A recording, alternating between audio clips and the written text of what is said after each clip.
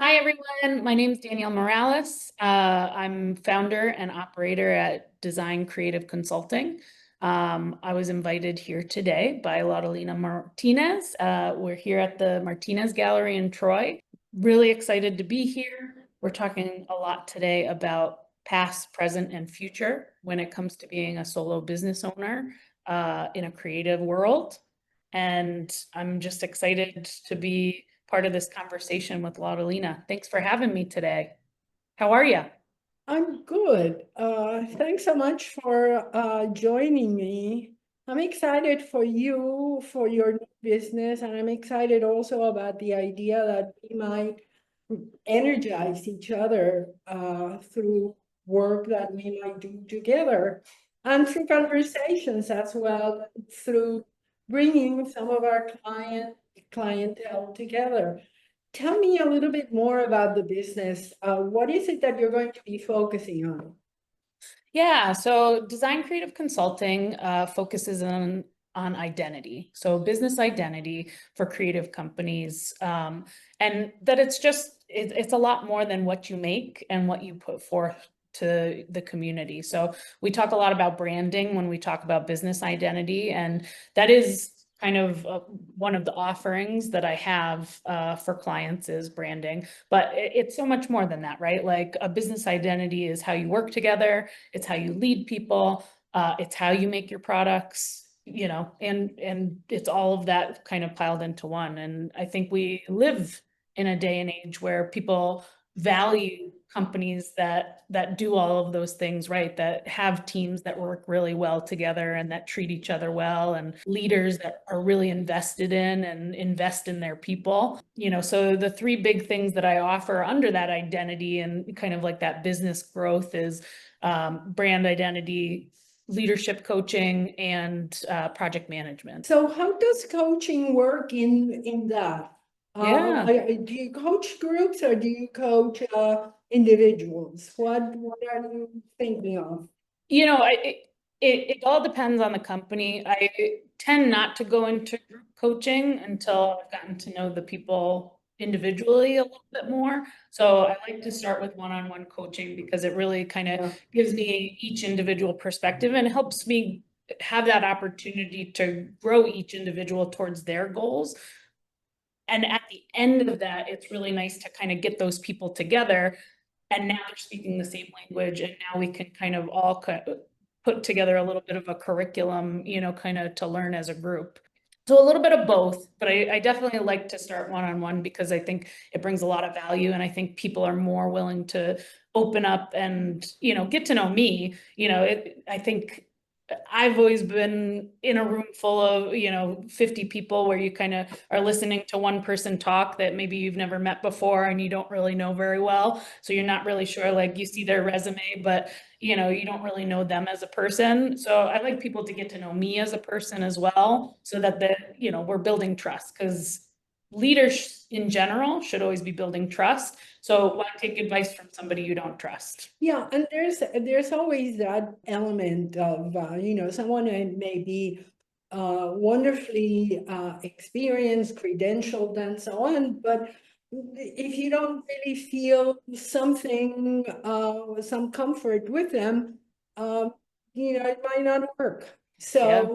So that's I've done consulting, and that's part of the consulting element, that there has to be a sense of, you know, I'm really going to help you on, yeah, I feel that you're helping me, Yeah, you know. absolutely. I mean, this was really your idea that you curated to kind of have me come here, and, as business owners, you would go through tons of different trials and errors as it comes to whether it's the economy or what's happening globally. And, you had this wonderful idea of like, hey, let's talk together, let's share networks, let's share, commentary, and have this like great discussion online, and really just kind of talk a little bit about our businesses. So what I would love to hear is a little bit more, for anybody who doesn't know, Laudelina is such a staple in the Troy community and has been, for almost 25 years in the Martinez Gallery.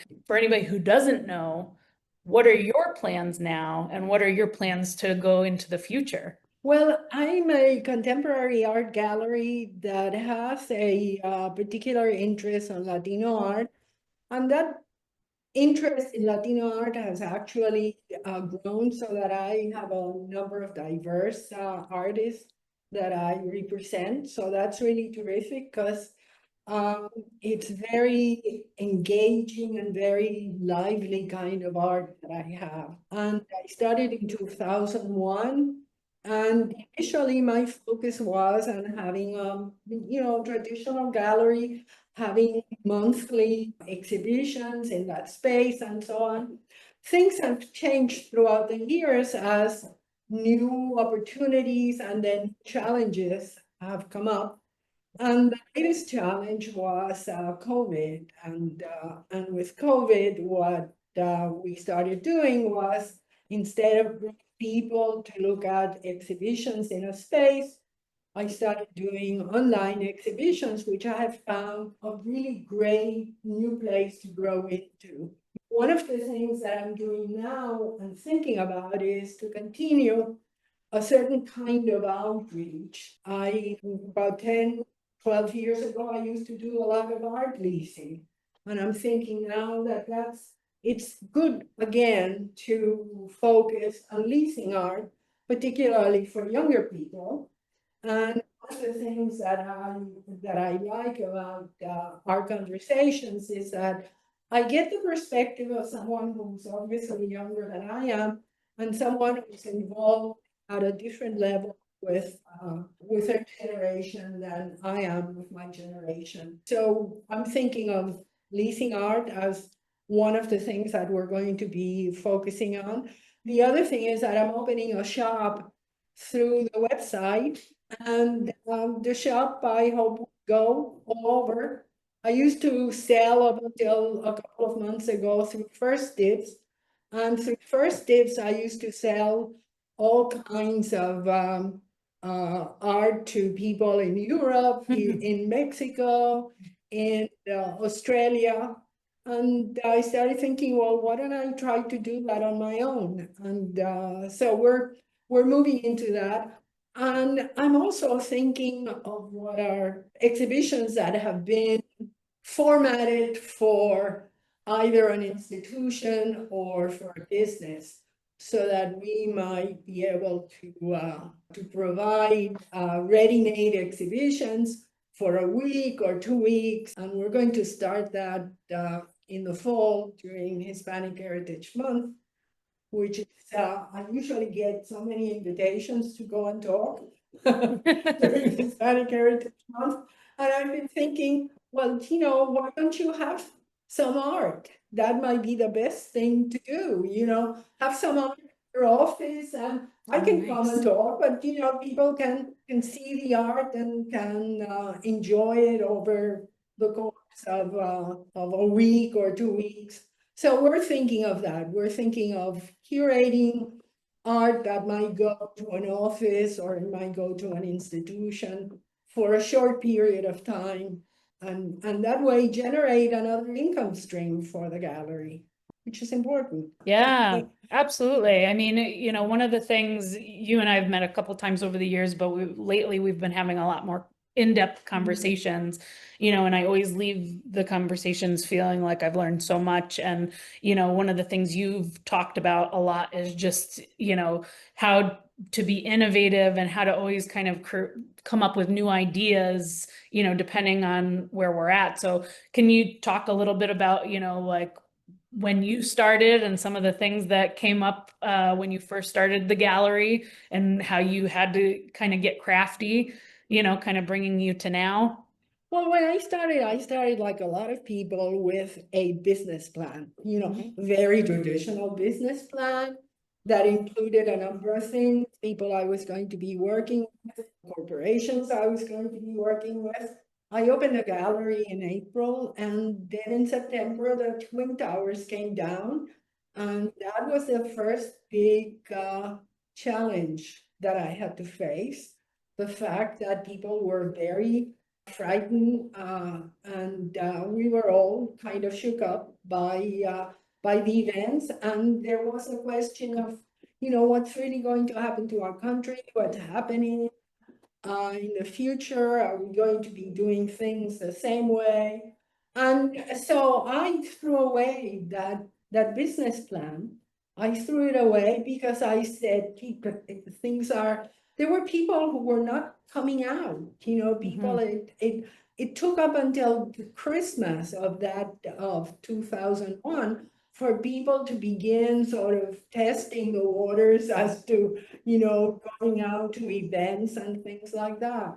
And there have been a number of times when there have been challenges, the little depression we had in 2008, and so you have to learn how to, as I mentioned to you, be agile, uh, recognize that the way of doing things has to change because there are new challenges, there are new opportunities, of course, but you haven't met yet the opportunities. You're more aware as an entrepreneur of the challenges that you're facing and how are you going to handle that. So in many ways, part of being an entrepreneur and being particularly in the gallery business is that you have to learn how to adapt to a whole host of new things. Yeah, absolutely. I mean, I love that for any business owner right now. You're starting a new business.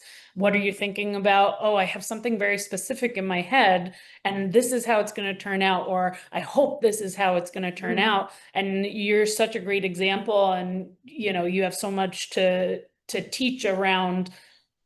Guess what? It never goes the way you plan it. Yeah. So if this is really what you want to do, and if you're really driven to build something, you have to be versatile. You have to be able to flex to what's happening, and it's never going to be exactly what you need. But here I'm sitting in this beautiful gallery space and downtown Troy, and that's what you've done. Yeah. You've accomplished what you wanted, and you continue to accomplish what you want despite, COVID, despite 9/11, despite all of the kind of turbulation that's come over the past 24 years. And I think that's so important for anybody starting a business to understand, like, don't let things get you down, just And move, art is something that can fill you up with a lot of hope, can bring those kinds of feelings. We've talked about this before, I think we have a future in talking together in this space, talking maybe to other artists,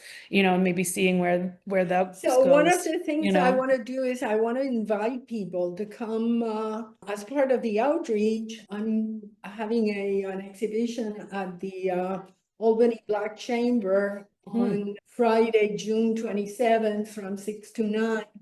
So it's free of charge, and people can come and look at art that has been made by individuals whose legacy includes, whose roots include African ancestry. Yeah, absolutely.